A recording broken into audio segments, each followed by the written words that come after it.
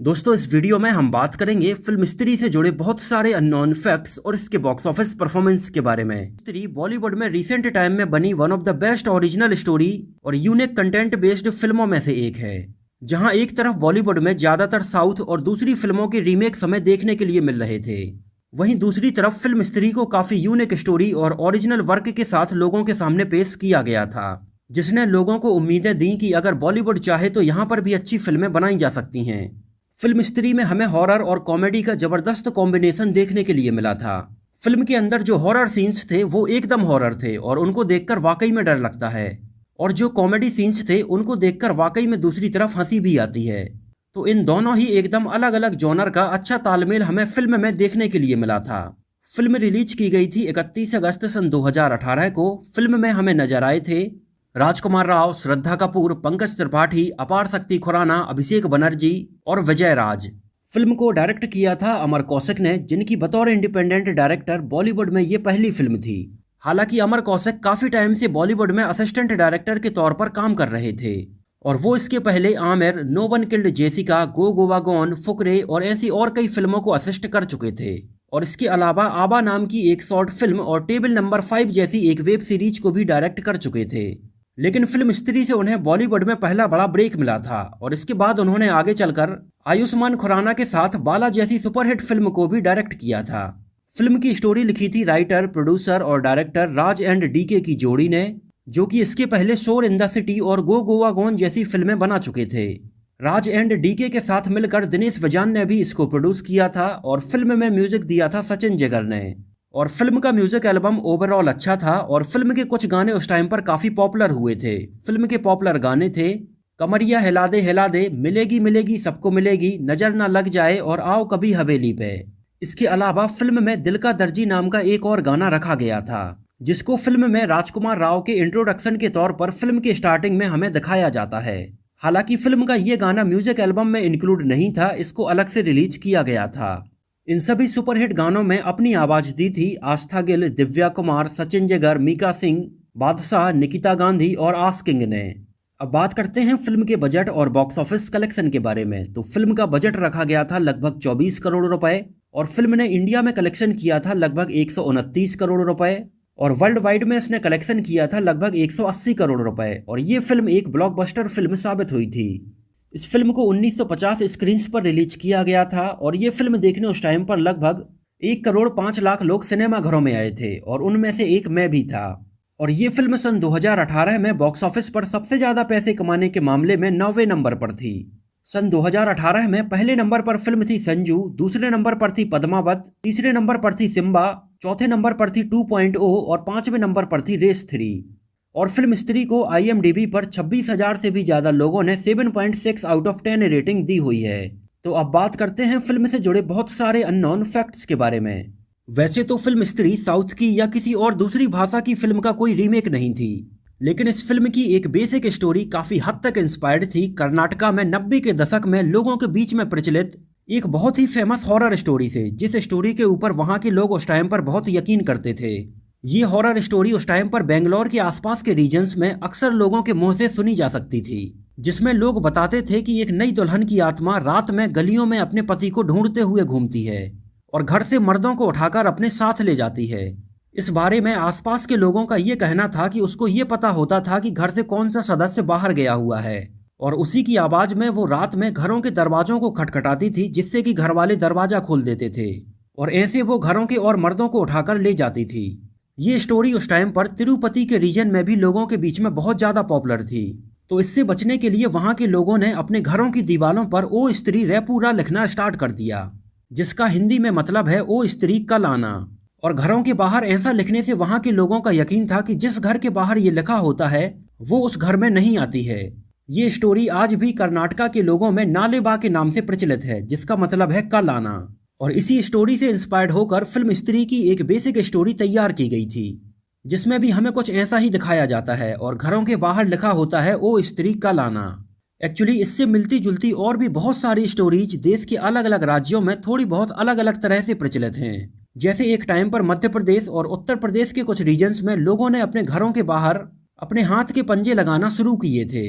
उनका मानना था कि अगर घर की दीवारों पर हाथ के पंजे नहीं होंगे तो एक दानव घर की लड़कियों को उठाकर ले जाएगा। ऐसी ही कुछ और स्टोरीज थी कि अगर आप सिनेमा हॉल में फिल्म देखने के लिए जा रहे हैं तो अपनी जेब में प्याज रख कर ले जाएं, नहीं तो आपके साथ कुछ बुरा हो सकता है। और लोग उस टाइम पर इन बातों पर यकीन भी करते थे। और इस तरह से राज और डीके ने फिल्म की एक बेसिक स्टोरी तैयार कर ली और दिनेश विजान इसको प्रोड्यूस करने के लिए तैयार हो गए। हालांकि पहले राज और डीके खुद मिलकर ही इस फिल्म को डायरेक्ट करने वाले थे, लेकिन बाद में उन्होंने अपनी फिल्म गो गोवा गोन में उनके साथ एज एन असिस्टेंट डायरेक्टर के तौर पर काम कर चुके अमर कौशिक को बतौर डायरेक्टर इसके लिए अप्रोच किया था, क्योंकि वो अमर कौशिक को असिस्टेंट डायरेक्टर के तौर पर काम करते देख उनके अंदर के टैलेंट को पहचान चुके थे। और इस तरह से अमर कौशिक इस फिल्म के डायरेक्टर के तौर पर फाइनल हो गए।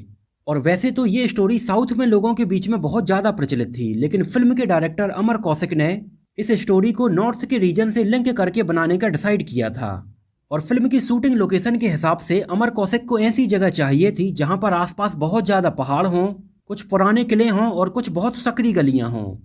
और फिल्म की ऐसी लोकेशन के लिए उनकी ये सर्च जाकर खत्म हुई मध्य प्रदेश में अशोकनगर जिले में स्थित चंदेरी नाम के एक कस्बे में, जिसके आसपास के रीजन में बहुत सारे पहाड़ और कुछ पुराने किले स्थित हैं। और अमर कौशिक ने इसी कस्बे में अपनी फिल्म की स्टोरी रखने का डिसाइड किया। फिल्म में लीड एक्टर के तौर पर राजकुमार राव ही पहली पसंद थे और उनके अपोजिट श्रद्धा कपूर को फिल्म में साइन किया गया था। और ये इन दोनों की साथ में आई पहली फिल्म थी। राजकुमार राव ने फिल्म में एक टेलर का किरदार निभाया था और अपने इस किरदार को एकदम रियलिस्टिक तरीके से तैयार करने के लिए राजकुमार राव ने लगभग 20 दिनों तक एक प्रोफेशनल टेलर से कपड़े सिलने की ट्रेनिंग ली थी। और इसके लिए राजकुमार राव को कपड़े सिलने की एक मशीन दी गई थी, जिस मशीन पर राजकुमार राव डेली एकदम प्रोफेशनल तरीके से कपड़े सिलने की प्रैक्टिस किया करते थे। फिल्म में राजकुमार राव के दोस्त बिट्टू और जना के किरदार में अपार शक्ति खुराना और अभिषेक बनर्जी को साइन किया गया था। इन तीनों के बीच में फ्रेंडशिप का एक अच्छा बॉन्ड दिखाने के लिए फिल्म की शूटिंग के पहले इन तीनों के साथ में कुछ प्रैक्टिस सेशंस भी रखे गए थे, जिससे कि ये तीनों एक दूसरे को और अच्छे से समझ सकें और जो भाषा बोलने की टोन है वो एक जैसी आ सके। इसके अलावा फिल्म के मेकर्स फिल्म का टाइटल पहले ओ स्त्री का लाना रखने वाले थे और बाद में इसके बारे में राजकुमार राव से भी सजेशन लिया गया। तो राजकुमार राव ने बोला कि फिल्म का टाइटल एक वर्ड में होना चाहिए और राजकुमार राव ने फिल्म के लिए स्त्री टाइटल सजेस्ट किया और ये टाइटल फिल्म के मेकर्स को भी काफ़ी पसंद आया और फाइनली इसी को फिल्म का टाइटल रखा गया था। इसके अलावा फिल्म में जो ओरिजिनल स्त्री का किरदार है वो फ्लोरा सैनी ने निभाया था, जिनको देखकर फिल्म में वाकई में बहुत ज़्यादा डर लगता है, लेकिन रियलिटी में वो उतनी ही खूबसूरत हैं। और साउथ की बहुत सारी फिल्मों और हिंदी फिल्मों में भी वो हमें नज़र आ चुकी हैं। और फिल्म के प्रमोशन के टाइम पर उनके इस किरदार के बारे में कुछ भी नहीं बताया गया था और ये हमें सीधे फिल्म में देखने के लिए मिला था। इसके अलावा फिल्म में श्रद्धा कपूर के किरदार का कोई भी नाम नहीं रखा गया था और फिल्म के खत्म होने के बाद भी उनके नाम के बारे में कुछ भी नहीं बताया जाता है। फिल्म को पूरा मध्य प्रदेश में ही शूट किया गया था और ज़्यादातर शूटिंग चंदेरी और भोपाल के आसपास की गई थी। फिल्म के कुछ सीन भोपाल स्थित ताजमहल फोर्ट में भी शूट किए गए थे और यहाँ पर रात में 2 से 3 बजे के बीच में फिल्म के इन सीक्वेंस को शूट किया जाना था। तो वहाँ के आसपास के लोगों ने वहाँ के बारे में प्रचलित कुछ हॉरर स्टोरीज के बारे में फिल्म के मेकर्स को बताया था और फिल्म के पूरे कास्ट और क्रू मेंबर्स को वहाँ पर रात में शूट करने के लिए कुछ स्पेशल इंस्ट्रक्शंस भी दिए गए थे, जैसे कि रात में कोई वहाँ पर परफ्यूम यूज ना करे और लड़कियाँ अपने बाल एकदम खुले ना रखें। और इन्हीं सब बातों का ध्यान रखते हुए रात में 2 से 3 बजे के बीच में फिल्म के ये सीन्स वहाँ पर शूट किए गए थे।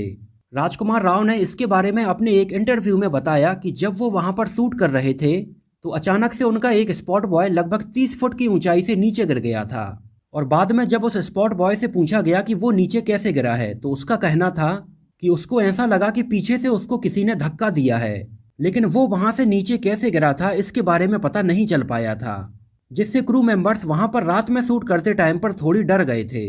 भोपाल के ताजमहल फोर्ट के अलावा इसके बहुत सारे सीन चंदेरी के आसपास शूट किए गए थे, जैसे कि ये सीन जागेश्वरी मंदिर में शूट किया गया था, ये सीन धौलिया दरवाजा के आसपास शूट किया गया था, ये सीन हौज खास तालाब, ये सीन सदर बाजार चंदेरी, ये सीन राजा रानी महल, ये सीन नरसिम्हा मंदिर, ये scene house number 285 Jain house के पास में। इसके अलावा फिल्म का सबसे लास्ट वाला सीन जब श्रद्धा कपूर बस से जाती हैं, इस सीन को कटी घाटी चंदेरी में शूट किया गया था। इसके अलावा ये फिल्म राजकुमार राव के 34वें बर्थडे पर 31 अगस्त सन 2018 को रिलीज की गई थी और इसके साथ सेम इसी दिन यमला पगला दीवाना फिर से मूवी को भी रिलीज किया गया था। लेकिन इन दोनों ही फिल्मों में से फिल्म स्त्री देखने के लिए लोगों की भीड़ बहुत ज़्यादा थी और फिल्म स्त्री ने बॉक्स ऑफिस पर बहुत अच्छा परफॉर्म किया था। इसके अलावा फिल्म में हमें विजय राज भी एक छोटे से सीन में नजर आए थे।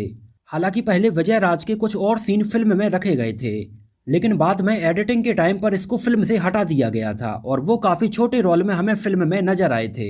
इस फिल्म के बाद तो श्रद्धा कपूर इतनी पॉपुलर हो गई थी कि लोग उन्हें हर जगह पर स्त्री बोलकर बुलाने लगे थे। इस फिल्म को उस साल 10 फिल्म फेयर अवार्ड्स के लिए भी नॉमिनेट किया गया था, लेकिन इनमें से ये फिल्म केवल एक ही फिल्म फेयर अवार्ड जीत पाई थी। वो था बेस्ट डेब्यू डायरेक्टर का, जो कि अमर कौशिक को मिला था।